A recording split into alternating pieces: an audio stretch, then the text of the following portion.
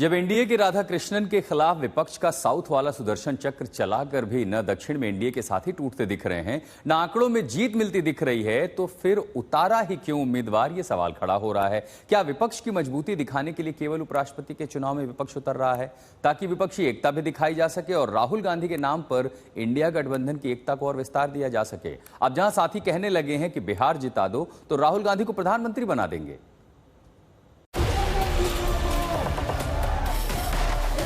चुनाव बिहार का होने जा रहा है।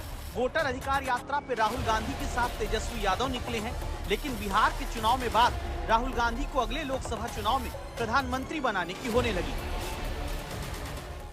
हम धन्यवाद देते हैं राहुल गांधी जी को। आज आपने जिला में आ करके आप लोगों के साथ जो जागरूक करने का काम कर रहे हैं और थोड़ा एकजुट है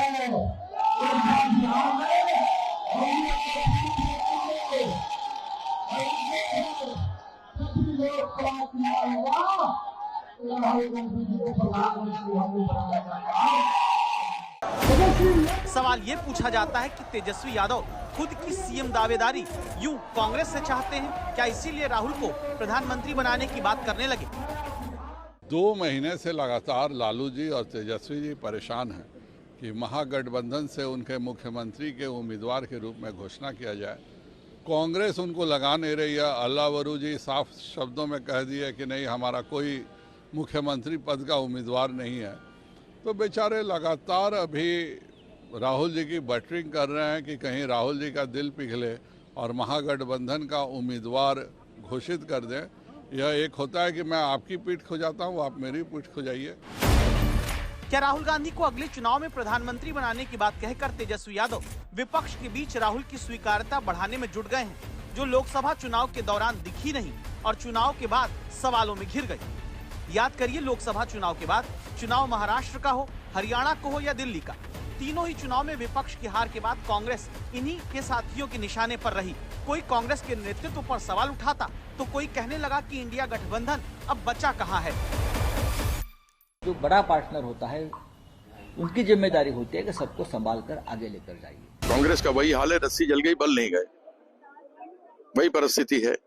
24 चले 26 बन गए दूबे, अपनी टीम को हरवा दिया। वो तो विपक्ष है हमारे लिए, उनको ये भ्रम है कि पहले वो जीत गए थे 2 बार, इस बार माहौल बदला हुआ लगता मुझे।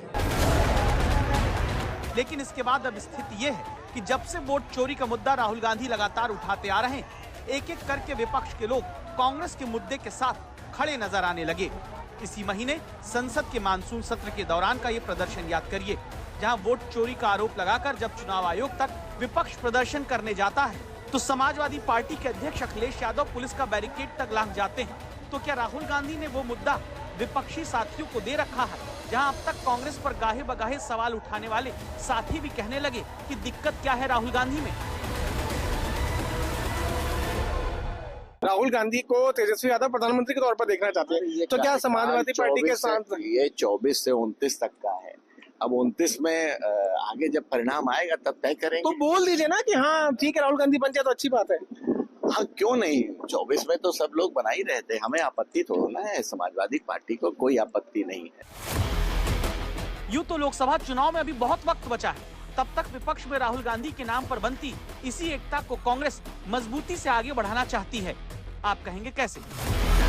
तो जवाब ये कि आरजेडी और समाजवादी पार्टी दावा है कि नहीं चाहते थे कि उपराष्ट्रपति पद के चुनाव में कोई उम्मीदवार विपक्ष की तरफ से दिया जाए, लेकिन कांग्रेस ने दोनों दलों को मनाकर सबको साथ जुटाकर उम्मीदवार के रूप में बी सुदर्शन रेड्डी को उतार दिया। कांग्रेस ये दिखाना चाह रही है कि एनडीए के उम्मीदवार राष्ट्रीय स्वयंसेवक संघ से जुड़े हुए हैं, इसलिए इनका विरोध किया जाए और इसीलिए विपक्षी एकता दिखाने का मौका कांग्रेस को मिल गया। सभी अपोजिशन पार्टी एक होकर एक नाम पे अगर मिल के लड़ने के लिए तैयार है तो ये बहुत बड़ा अचीवमेंट डेमोक्रेसी का और लोकतंत्र का है। क्योंकि जब कभी भी लोकतंत्र और संविधान खतरे में होता है तो अपोजिशन के लोग एक होकर अन्याय के खिलाफ लड़ते हैं।